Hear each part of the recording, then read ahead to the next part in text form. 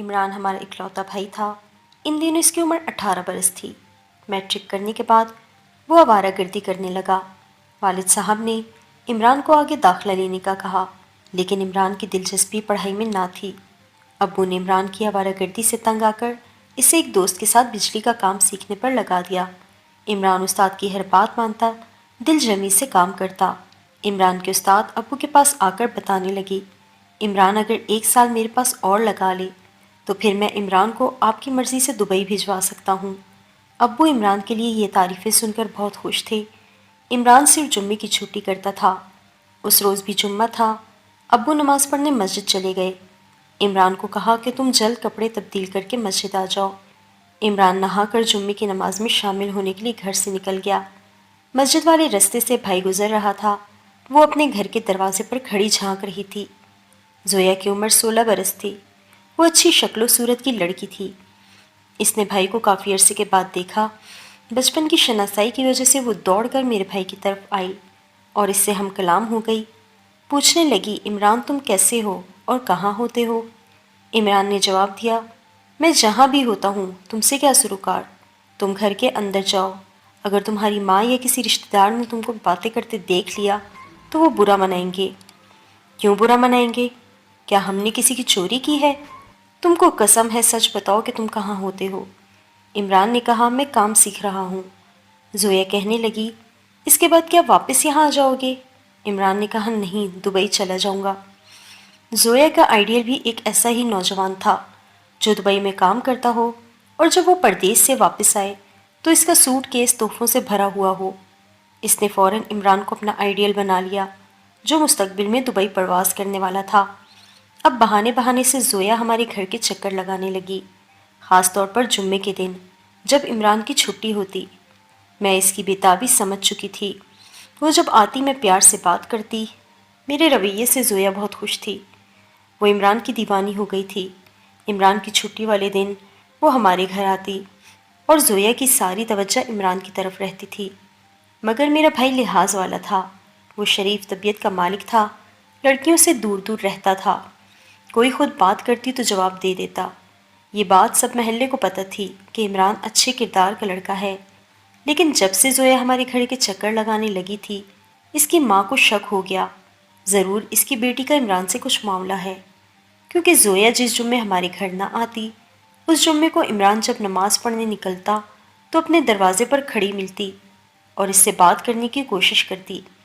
وہ اخلاقاً اس کے ایک آدھ سوال کا جواب دے دیتا اور آگے بڑھ جاتا۔ اس روز بھی ایسا ہی ہوا جب میرا بھائی زویا کے گھر کے سامنے سے گزر رہا تھا۔ وہ عمران کی منتظر تھی، دوڑ کر اس کی جانب آئی۔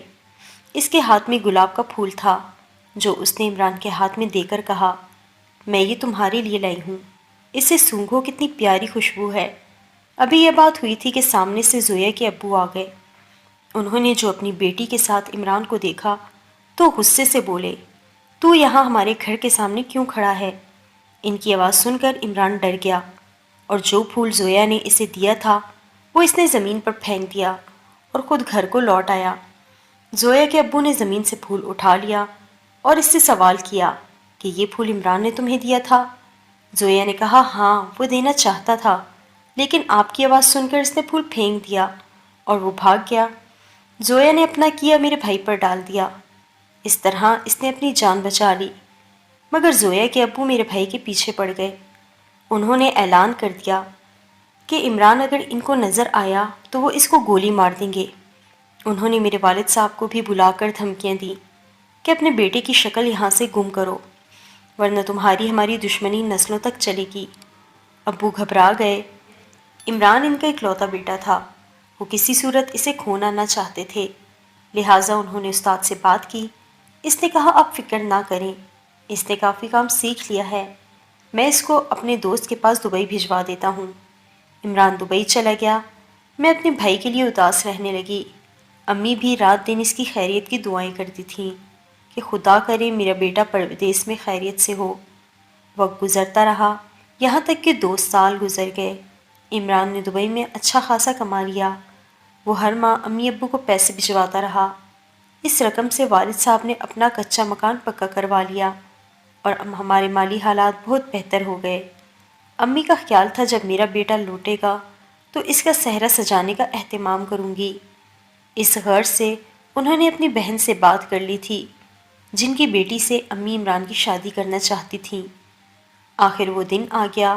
عمران کو دبئی سے فون آیا کہ وہ جلد گھر آ رہا ہے۔ امی خوشی سے نہال تھیں۔ میں بھی پھولی نہ سماتی تھی کہ اتنے عرصے بعد میرا بھائی مالدار ہو کر لوٹ رہا تھا۔ ہم غریبوں کے لیے زندگی کی تھوڑی سی آسائشیں ہی مالدار ہونے کا احساس بخش دیتی ہیں۔ عمران کے لوٹ آنے کی خوشی میں والدہ نے میٹھے چاول بنا کر مسجد میں تقسیم کرائے اور پاس پڑوس میں بھی بھجوا دیے۔ میرے والدین نے سمجھا کہ گلاب کے پھول والا قصہ پرانا ہو چکا ہے، لہٰذا انہوں نے زویا کے ہاں بھی میٹھے چاولوں کی پلیٹ بھجوا دی۔ انہوں نے چاول لے لیے اور شام کو زویا کی امی خود پلیٹ لوٹانے آئیں۔ مبارکباد بھی دی کہ عمران خیر سے لوٹ آیا تھا۔ جب زویا کو خبر ہوئی کہ میرا بھائی آ چکا ہے تو وہ کسی طرح اس کے دیدار کو تڑپنے لگی۔ کسی بہانے سے ہمارے گھر آ گئی۔ تب میں اس کی جرأت پر حیران ہوئی۔ میں نے کہا تم کو نہیں آنا چاہیے تھا۔ کیا تم چاہتی ہو کہ جو دشمنی مردوں میں تمہاری وجہ سے ہوتے ہوتے رہ گئی تھی وہ دوبارہ ہو جائے؟ خدارا اب تم ہمارے گھر سے دور رہو، تمہاری وجہ سے خون خرابہ نہ ہو جائے۔ اس نے میری بات کا برا مانا۔ بولی ٹھیک ہے، آ جائی ہوں، دوبارہ نہ آؤں گی۔ ہاں تمہاری بڑی مہربانی ہوگی۔ میں اپنے اکلوتے بھائی کے پیچھے بندوق اور گولی کا کوئی واقعہ نمودار ہوتے نہیں دیکھنا چاہتی۔ عمران گھر پر نہیں تھا، وہ منہ بنا کر چلی گئی۔ اس کے ذہن سے میرے بھائی کا خیال چپک گیا تھا، شاید اسے اپنے دل پر قابو نہ تھا۔ وہ پھر سے پہلے کی طرح عمران کی منتظر رہنے لگی تھی، بار بار اپنے دروازے سے جھانکتی، شاید وہ ادھر سے گزرتے ہوئے نظر آ جائے۔ ایک روز مغرب کے وقت عمران اپنے کسی دوست سے مل کر گھر آ رہا تھا۔ جوں ہی وہ زویا کے گھر کے آگے سے گزرا، اس وقت زویا دروازے سے باہر آ گئی۔ جانے وہ کب کی منتظر کھڑی تھی یا پھر یہ اتفاق تھا۔ اس نے عمران کو دیکھا تو بے اختیار اسے پکار لیا۔ عمران نہ رکا، لیکن زویا کی امی نے بیٹی کی آواز سن لی اور وہ گھر سے نکل کر دروازے سے باہر آ گئیں۔ عمران آگے بڑھ گیا تھا، لیکن بے قرار بیٹی اس کے ہاتھ آ گئی۔ اس کی امی نے جوتا اتار کر زویا کو مارنا شروع کیا۔ اسے مارتے ہوئے اندر لے گئیں۔